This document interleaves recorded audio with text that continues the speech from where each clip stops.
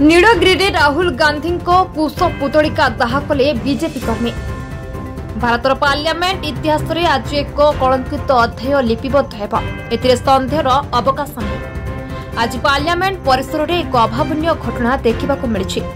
बालेश्वर सांसद प्रताप षडंगी राहुल गांधी ठेली देबारे मान्यवर सांसद श्री षडंगी गुरुतर आहत होते।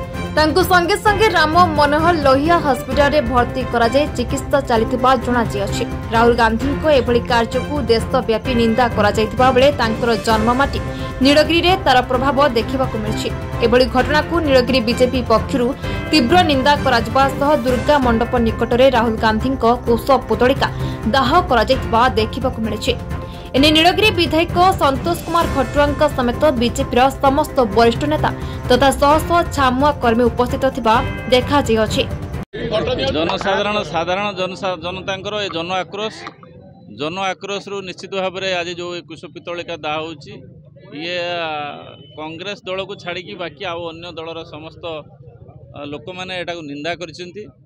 एथिपाई निंदा करछंती जे प्रताप षडंगी भली जड़े वरिष्ठ राजनेता एवं बयस समस्त वरिष्ठ एवं आज जो प्रकार भाव में माने भारतवर्षर पवित्र गृह जो कि लोकसभा भवन रे जो प्रकार भाव में पार्लियामेंट रे जो प्रकार भाव में धक्कामुखी करी जो प्रकार आहत कराई मुंडरे स्टिच पड़ी एवं तांकर प्रेशर हाई अच्छी ये सब कथा को आम निश्चित भाव में निंदा करुँ। आमर जेहेतु प्रिय नेता बालेश्वर अद्वितीय नेता सी दुई थर विधायक दुई थर सांसद पूर्वतन केंद्र मंत्री जन वयस्क एवं विचक्षण राजनेता तांको जो प्रकार भाव में आहत कराई आम या दृढ़ निंदा करुँ।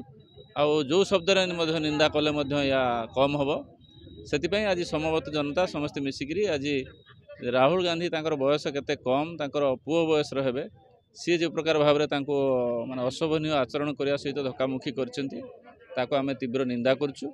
एवं तार प्रतिवाद स्वरूप आज साधारण जनसाधारण समस्ते जन आक्रोशर मिलित स्वर रे आज तांकर कुश पितलिका दाह कर। नीलगिरी प्रफुल्ल महांती रिपोर्ट बी न्यूज।